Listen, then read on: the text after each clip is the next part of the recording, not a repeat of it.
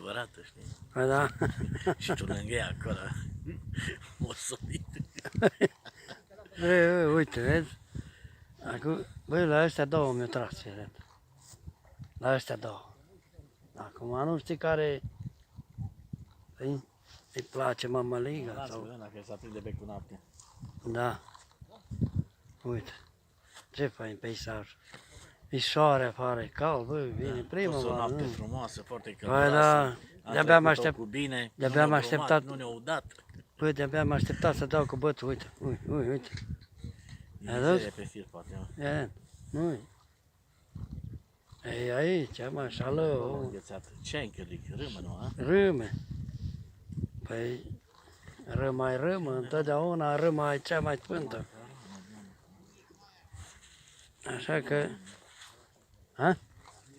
Ai văzut? Apoi zici că nu.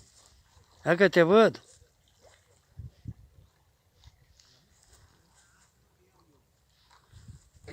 Dacă ăsta începem să prindem, uite că de acum, dacă iasă soarele, poate.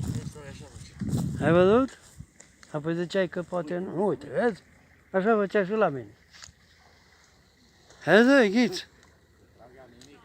Băi, vezi că te văd. Ha? Nu, lasă-l așa odată. Că nu se știe, poate. Păi?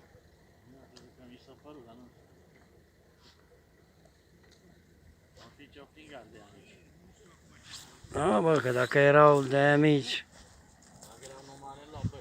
dacă e ăla mare, gustă prima dată și apoi, deci ia să vedem, e bună? Da, face. Ui, ia, Scuipă, vezi? iar retrage, iar scuipă. Băi, ia să vedem. Ce-i cu ăsta?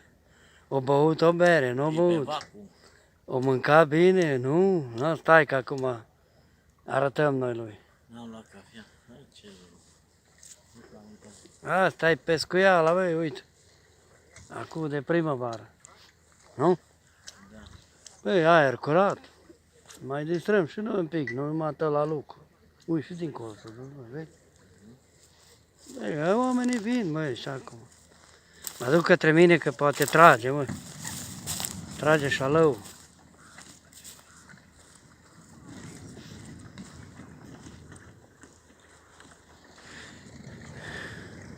Nimic deocamdată, dar nu e nimic. Uite-l, uite-l, băi. Uite că-l trage la ăsta, băi. No, bine. Fir întins vă doresc și aveți grijă de voi. Dacă prindeți un pește mai mare, să-l băgați la mine în plasă. Nu stați cu el pe mal, că se strică.